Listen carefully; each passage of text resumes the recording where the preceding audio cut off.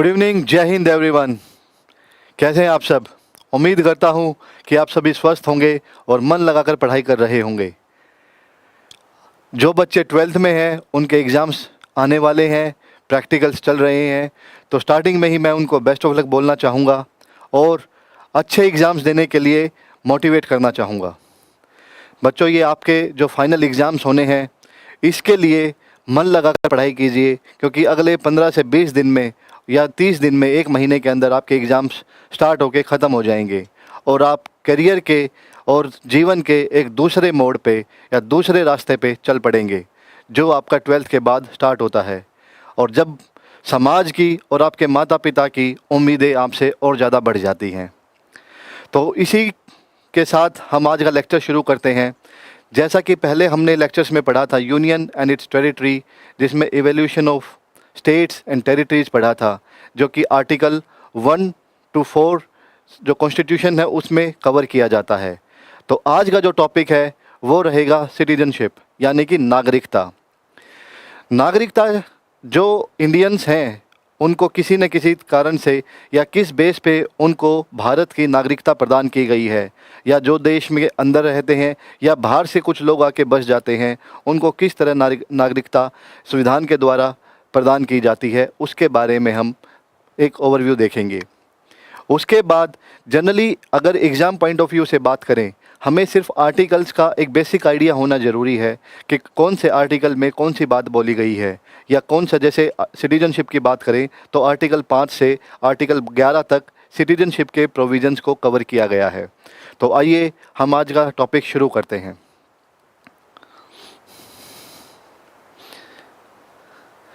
Thank you Joshi ji, Radhe Radhe sir, Radhe Radhe Rishu, Radhe Radhe Shivam ji. Please ध्यान दीजिएगा आज के लेक्चर पे और कोशिश कीजिएगा कि बेसिक जो इसके आर्टिकल्स हैं, उसकी जो लैंग्वेज है, उसके जो इम्पोर्टेंट वर्ड्स हैं, उस पे ध्यान दें। तो जनरली जो नागरिक होते हैं, जो हिंदुस्तान के नागरिक हैं, citizens, they are full members of the Indian state and owe allegiance to it. Generally जो भारत के नागरिक हैं वो इसके प्रति निष्ठा रखते हैं, उनको ही भारत की नागरिकता प्रदान की गई है।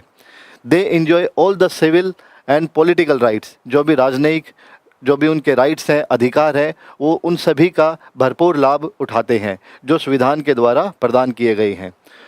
एलियंस, जो कि विदेशी लोग होते हैं, ऑन द अदर हैंड कोई लोग बाहर से आते हैं घूमने के लिए या यहाँ आके कुछ समय के लिए रहते हैं, उन सभी को वो सारे पॉलिटिकल और जो सिविल राइट्स हैं उनको प्रदान नहीं किए जाते। उसकी भी कुछ रिस्ट्रिक्शंस हैं, जैसे कि देर आर 2 कैटेगरीज। अगर हम बात करें एलियंस की तो 2 तरह के होते हैं, फ्रेंडली एलियंस और एनिमी एलियंस। अगर जो विदेशी लोग होते हैं, अगर उनकी बात करें तो एक जो फ्रेंडली होते हैं, जो हिंदुस्तान के साथ जिस देश के अच्छे रिश्ते होते हैं और उनके साथ थ्रू आउट हमारा रिलेशंस अच्छा रहा है पहले भी और आगे की भी उम्मीद करते हैं कि उनके साथ रिलेशंस अच्छे रहेंगे, तो उनको हम फ्रेंडली एलियंस बोलते हैं। दूसरी तरफ जो आपके एनिमी एलियंस हैं, ऐसे देश जिनके साथ भारत के रिश्ते अच्छे नहीं हैं या किसी के साथ युद्ध में एंगेज हो रखे हैं, that is at war with India, तो ऐसे जो वहाँ के नागरिक होते हैं या ऐसे लोग जो इंडिया में आते हैं, उनको हम एनिमी एलियंस मानते हैं।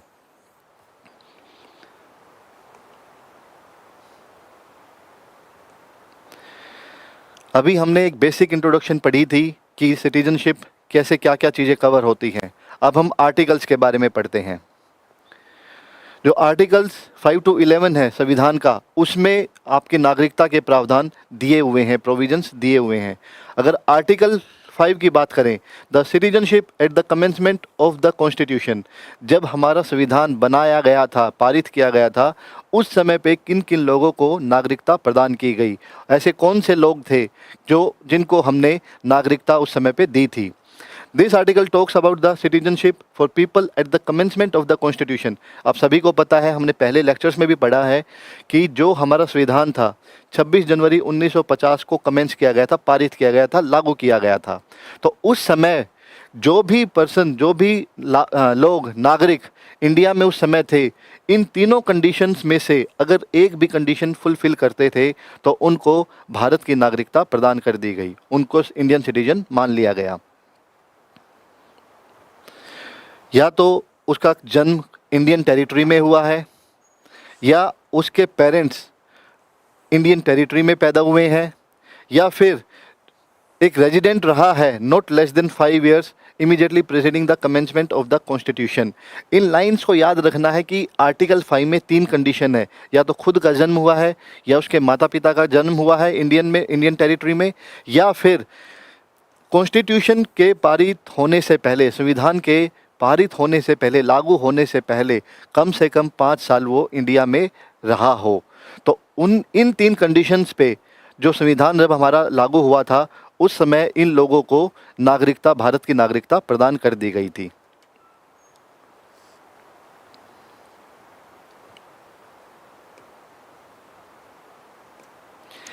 इसके बाद आता है आर्टिकल 6। 5 में हमने पढ़ा जो कॉन्स्टिट्यूशन जब कमेंस हुआ था उस समय पे क्या क्या कंडीशन थी और किन लोगों को संविधान के द्वारा नागरिकता प्रदान की गई थी। अब आर्टिकल 6 जो सिटीजनशिप है वो किन को दी गई, persons who have migrated from Pakistan, जो उस समय पे 47-48 के समय पे जो पाकिस्तान से आए थे और भारत में आके रहने लग गए थे, उनका क्या प्रावधान था नागरिकता लेने का।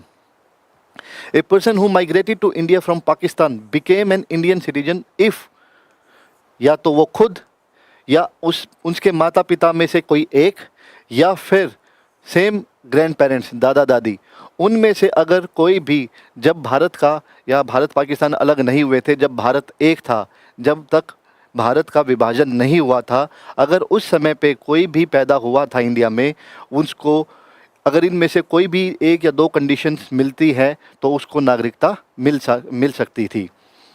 उसके बाद अगर ये जो 2 कंडीशन है इनमें से अगर एक भी फुलफिल अगर किसी ने की है तो उसको इंडियन सिटीजनशिप मिल सकती है।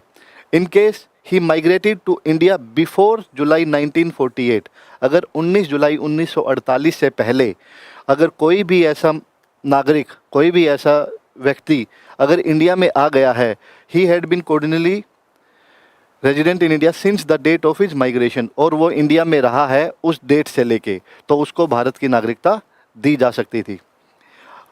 ऑन द अदर हैंड, दूसरे केस में अगर वो माइग्रेट किया गया है इंडिया में जुलाई 1948 के दिन या उसके बाद, तो उसको अपने आप को रजिस्टर करवाना पड़ेगा as a citizen of India. लेकिन उसके लिए जिसने अपनी रजिस्ट्रेशन करवाई है उसके लिए ऐसी रजिस्ट्रेशन करने से पहले कम से कम वो 6 महीने इंडिया में रहता हुआ पाना चाहिए।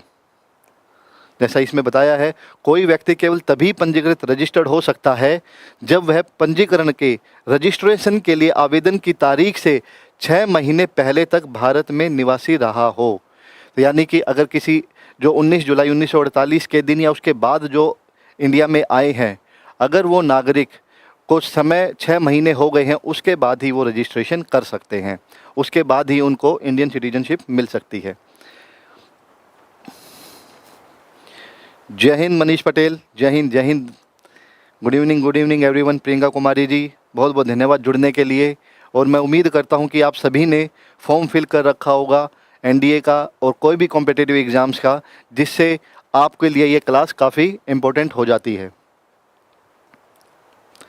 इसके बाद हम करेंगे article 7, the citizenship of certain migrants to Pakistan. ऐसे लोग जो पाकिस्तान में कुछ प्रवासियों की नागरिकता जो वहाँ पे चले गए हैं, उसमें कैसे क्या हो सकता है, क्या प्रावधान है उनके लिए। A person who migrated to Pakistan from India after March 1, 1947 but later return to India for resettlement could become an Indian citizen. Same वही है कि कोई पहले वहाँ पे चला गया पाकिस्तान में और फिर वापस आ गया। इसमें डेट दी गई हुई है 1 मार्च 1947। अगर वो पाकिस्तान से इंडिया में आया है 1 मार्च 1947 के बाद, ठीक है, तो उसके लिए भी सेम प्रावधान है कि उसको अपने रजिस्ट्रेशन के लिए, नागरिकता के लिए रजिस्ट्रेशन करना पड़ेगा, और रजिस्ट्रेशन करने से पहले एटलीस्ट कम से कम वो 6 महीने भारत में रहा हुआ हो, उसके बाद ही उसको नागरिकता मिल सकती है। एक व्यक्ति जो मार्च 1947 के भारत से पाकिस्तान चला गया लेकिन बाद में वापस भारत लौट आया, वह भारतीय नागरिक बन सकता है, लेकिन उसे रजिस्ट्रेशन के लिए आवेदन की तारीख से 6 महीने पहले तक भारत में रहना होगा। आई होप आपको ये आर्टिकल 7 समझ में आ गया होगा। Article 8, the citizenship of certain persons of Indian origin residing outside India, ऐसे लोग जो बाहर रहते हैं। अब अगेन इसमें अगर हम हिंदी में पढ़ेंगे आपको ज़्यादा अच्छी तरह समझ में आएगा। एक व्यक्ति या जिसके माता पिता या दादा दादी में से कोई अविभाजित भारत में पैदा हुआ था लेकिन जो आमतौर पर भारत से बाहर रहता है, वह भारतीय नागरिक बन जाएगा यदि उसे अपने निवास देश में भारत के राजनयिक यानी कि डिप्लोमेटिक या फिर काउंसिलर प्रतिनिधि द्वारा भारत के नागरिक के रूप में पंजीकृत किया गया है। अगर किसी भी काउंसलर ने या किसी भी डिप्लोमेटिक रिप्रेजेंटेटिव ने उसको रजिस्टर किया है एज ए इंडियन सिटीजन, तो उसको भारतीय सिटीजन नागरिक माना जाएगा, चाहे संविधान के लागू होने से पहले ये चीज़ हुई है या बाद में हुई है। तो आर्टिकल 8 उस चीज़ को कवर करता है कि जो भारत के बाहर रहने वाले भारतीय मूल के जो लोग हैं उन व्यक्तियों की नागरिकता के बारे में। यह प्रावधान उन प्रवासी भारतीयों को कवर करता है जो भारतीय नागरिकता प्राप्त करना चाहते हैं। कोई लोग बाहर रहते हैं लेकिन उनके माता पिता में से या दादा दादी में से कोई भी बाहर रहता है और वहाँ की सिटीजनशिप नहीं ली है, या फिर उनमें से किसी को डिप्लोमेटिक या काउंसलर प्रतिनिधि द्वारा ऐसा कोई प्रावधान दिया गया है या ऐसी कोई रिप्रेजेंटेशन दी गई है जिससे कि वो भारत के नागरिक बन सकते हैं, तो इस केस में वो भारत की नागरिकता प्राप्त कर सकते हैं। Article 9, no person shall be citizen of India or be deemed to be a citizen of India if he has voluntarily acquired the citizenship of any foreign state. यानी कि ऐसा कोई भी मनुष्य, कोई भी व्यक्ति भारत का नागरिक नहीं होगा या भारत का नागरिक नहीं माना जाएगा यदि उसने अपनी इच्छा से, स्वेच्छा से किसी दूसरे देश की जो सिटीजनशिप है या नागरिकता है उसको अपना लिया हो। जैसे कई होते हैं कि इंडिया से कहीं बाहर शिफ्ट हो गए और वहाँ जाके 4 साल 5 साल के बाद उन्होंने वहीं की सिटीजनशिप ले ली, तो ऑटोमेटिकली उनकी जो इंडियन सिटीजनशिप है वो कैंसिल हो जाएगी, वो मान्य नहीं होगी, उनको इस सिटीजनशिप को छोड़ना पड़ेगा। Article 10, every person who is or is deemed to be a citizen of India shall continue to be such citizen subject to the provisions of any law made by the parliament।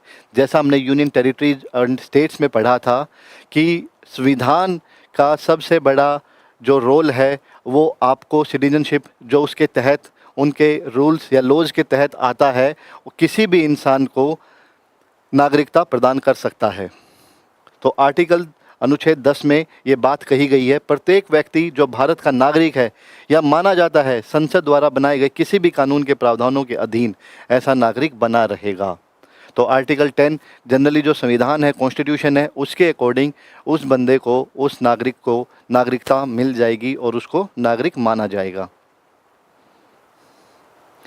Sir अब मनीष जी का message है, sir अभी हम जाने वाले हैं, form भर सकते हैं? एनडीए का फॉर्म बेटा जो अप्रैल में एग्ज़ाम होगा उसकी डेट ऑलरेडी जा चुकी है। जो सितंबर में एग्ज़ाम होगा एनडीए का उसके फॉर्म आएंगे मई और जून में, मई के एंड में आएंगे। उसके लिए जब फॉर्म्स निकलेंगे, नोटिफिकेशन आएगी, उसके बारे में आपको बता दिया जाएगा।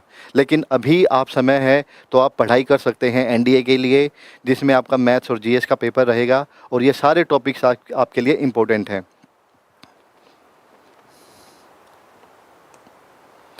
Article 11, the Parliament shall have the power to make any provision with respect to the acquisition and termination, या तो किसी को प्रदान करना या किसी की समाप्ति करना, ऐसी नागरिकता and all other matters relating to the citizenship. Parliament के पास, संविधान के पास ऐसे पावर है, ऐसे कानून है जिससे वो किसी को नागरिकता प्रदान कर सकता है या उसकी नागरिकता समाप्त कर सकता है। और इसके मामले में, नागरिकता के मामले में जितने भी उनके मामले हैं, संबंधित सभी मामलों के कोई भी प्रावधान करने की शक्ति सिर्फ संविधान के पास है, कॉन्स्टिट्यूशन के पास है।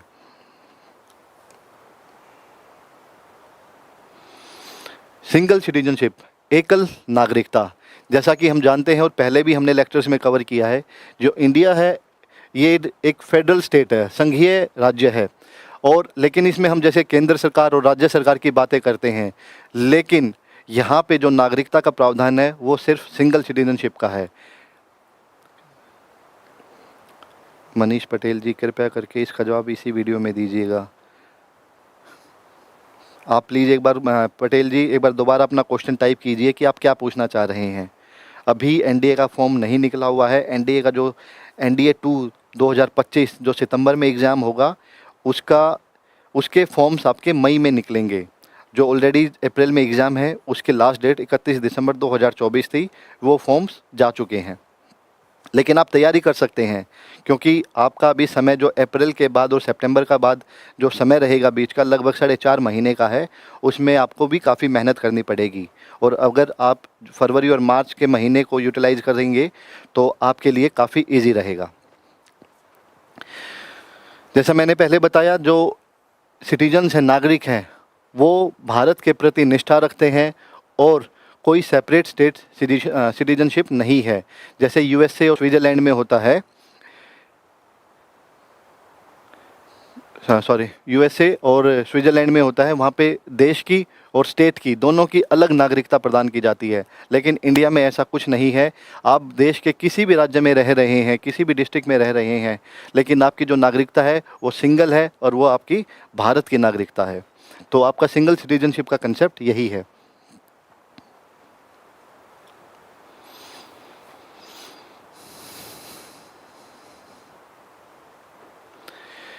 However, this general rule of absence of discrimination is subject to some exceptions. लेकिन इसके भी कुछ अपवाद हैं। अगर हम बात कर ले, जो संविधान है अंडर आर्टिकल 16, जो कि बोलता है can prescribe residence within a state or union territory as a condition for certain employment or appointment in that state or union territory or local authorities or other authority within that state or union territory. Generally जो भेदभाव है, अगर हम article 16 के तहत बात करें, किसी राज्य या केंद्र शासित प्रदेश में कुछ रोजगारों या नियुक्तियों के लिए ऐसे कुछ कानून या शर्त के रूप में किसी राज्य या केंद्र शासित प्रदेश के भीतर निवास या उस राज्य केंद्र शासित प्रदेश के भीतर स्थानीय प्राधिकरण या अन्य प्राधिकारी को निर्धारित कर सकती है।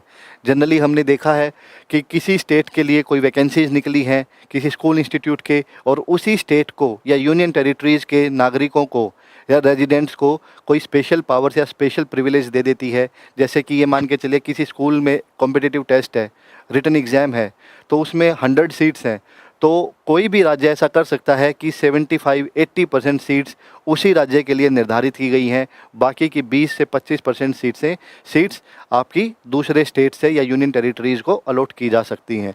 तो ऐसा प्रावधान पार्लियामेंट में आर्टिकल 16 के तहत एक एक्सेप्शन है। The Constitution under Article 15 prohibits discrimination against any citizen on the grounds of religion, race, caste, sex or place of birth, but not on the ground of residence.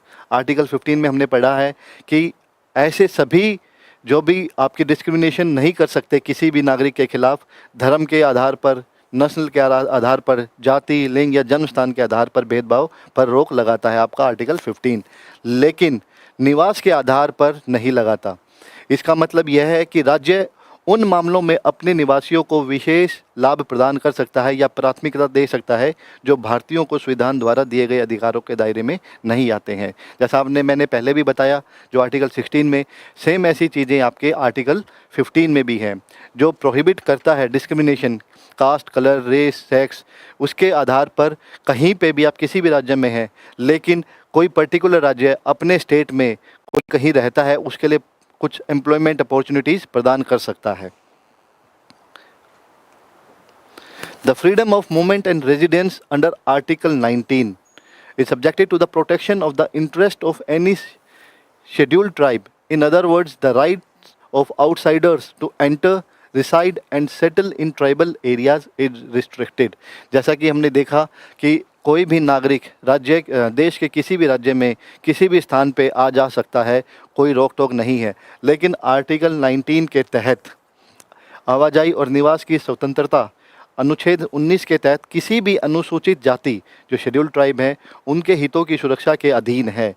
दूसरे शब्दों में आदिवासी क्षेत्रों में बाहरी लोगों के प्रवेश, निवास और बसने का अधिकार प्रतिबंधित है, यानी कि रिस्ट्रिक्टेड है। जो शेड्यूल्ड ट्राइब्स है उनके राइट्स को और उनके जो पावर्स हैं उनको सेफ करने के लिए, उनको सेफगार्ड करने के लिए कुछ रिस्ट्रिक्शंस सरकार द्वारा लगाई गई हैं। तो ये 3 एक्सेप्शंस हैं जो संविधान द्वारा भारतीय नागरिकता के आधार पर दी गई हैं। इसी के साथ आज का ये जो टॉपिक है हम इसको ओवर करते हैं।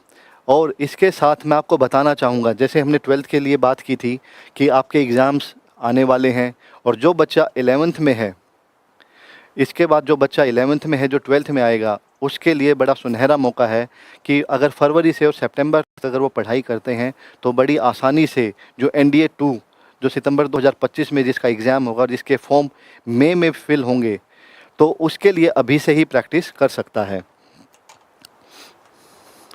इसके बाद हमारे जो ऑनलाइन एंड ऑफलाइन बैचेस हैं ऑलरेडी स्टार्ट हो रखे हैं और आगे की पढ़ाई के लिए, आगे के बैचेस के लिए आप 702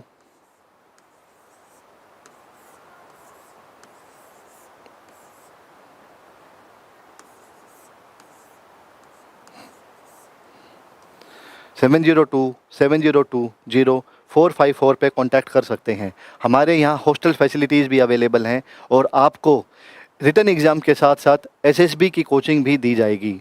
तो जो बच्चे इंटरेस्टेड हैं NDA में या डिफेंस फोर्सेस में जाने के लिए, चाहे वो NDA के जो 12th के बाद होता है या CDS है या FCAT है, उसके जो इंटरेस्टेड कैंडिडेट्स हैं वो भी इस नंबर पर कांटेक्ट करके और अपने इस सपने को साकार कर सकते हैं।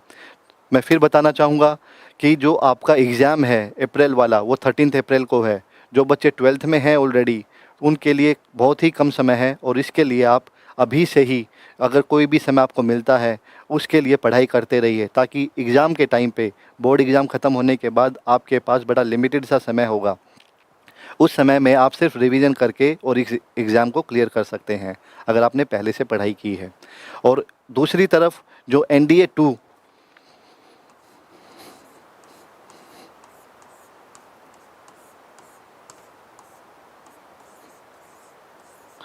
2025 जो एग्ज़ाम सितंबर में होता है, आप सभी को पता है, जो मैं पहले भी वीडियोस में बताया है कि NDA का एग्ज़ाम साल में 2 बार किया जाता है, एक बार अप्रैल में और एक बार सितंबर में। तो NDA वाला जो अप्रैल वाला जो एग्ज़ाम है वो आपका ऑलरेडी उसके फॉर्म भरे जा चुके हैं और ये एग्ज़ाम की डेट 13 अप्रैल है। लेकिन जो NDA 2 होगा, सितंबर में जो एग्ज़ाम होगा, उसके लिए जो फॉर्म निकलेंगे वो मई में निकलेंगे, मई और जून में, और उस समय पे आप सितंबर वाले एग्ज़ाम के लिए अपीयर कर सकते हैं। और जो बच्चे अभी 11th में हैं जो 12th में आएंगे उनके लिए बड़ा सुनहरा मौका है, वे 12th अपीयरिंग के तहत इस एग्ज़ाम का फॉर्म फिल कर सकते हैं। मैं फिर बताना चाहूँगा कि हमारे यहाँ ऑनलाइन ऑफलाइन दोनों प्रकार के बैचेज स्टार्ट हो रखे हैं ऑलरेडी, और अप्रैल में एग्ज़ाम ख़त्म होने के बाद हमारा नेक्स्ट बैच स्टार्ट हो जाएगा। और हमारे यहाँ हॉस्टल फैसिलिटीज़ भी अवेलेबल हैं। तो कोई भी अन्य जानकारी के लिए आप इस नंबर पर कॉन्टैक्ट कर सकते हैं 702-702-0454। और अगला जो ऑनलाइन बैच भी है वो हम अप्रैल में, जो आपका NDA 1 अप्रैल में एग्ज़ाम होगा उसके बाद हम सेकंड बैच लॉन्च करेंगे।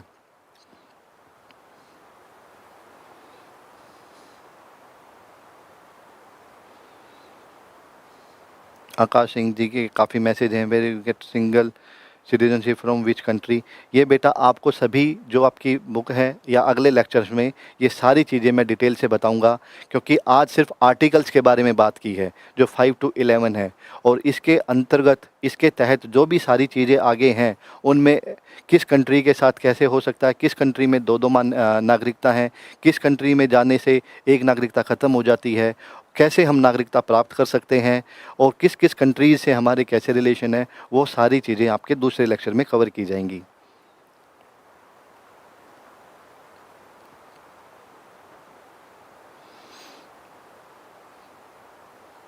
Thank you Akash Singh ji. That's all for the today. Have a good day. और मन लगा के पढ़िएगा और अपने सपने को प्लीज़, अपना जो एम है उसके लिए मेहनत करते रहिए और उसको पाने के लिए, क्योंकि बड़ा लिमिटेड समय है। जो ये 1 से 1.5 साल 2 साल की जो मेहनत है, यही आगे के आपके 20 25 30 साल उसको आसान कर देगी। That's all for today. Thank you very much. जय हिंद, जय भारत।